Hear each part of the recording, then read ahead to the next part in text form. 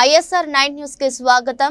ఎన్టీఆర్ జిల్లా జగ్గయ్యపేట పట్టణంలో ప్రభుత్వ హాస్పిటల్లో డయేరియా పేషెంట్లను పరామర్శించిన ఐఎస్ఆర్ 9 న్యూస్ మేనేజ్మెంట్. ప్రభుత్వ హాస్పిటల్లో వైద్యం ఏ విధంగా అందిస్తున్నారు అన్నది స్వయంగా వెళ్లి తెలుసుకుని అక్కడున్న పేషెంట్లతో మాట్లాడి తెలుసుకున్న ఐఎస్ఆర్ 9 న్యూస్ మేనేజ్మెంట్. జిల్లా జగ్గయ్యపేట పట్టణంలోని గవర్నమెంట్ హాస్పిటల్ ఉన్నాం మనం. ఈ జగ్గయ్యపేట నియోజకవర్గం మొత్తంలో కొన్ని గ్రామాల్లోని డయేరియా వల్ల చాలామంది ప్రజలు ఇబ్బంది పడుతున్నారు. గవర్నమెంట్ హాస్పిటల్ ఉన్న కొంతమంది పేషెంట్లు అడిగి తెలుసుకుందాం. మీ పేరేంటి? రాణి గారు. ఎలా ఉందమ్మా? ఏంటి కండిషన్ ఏంటి? బాగానే ఉందండి. ఎప్పుడు జాయిన్ చేశారు? నిన్న ఉదయం జాయిన్ చేసాం.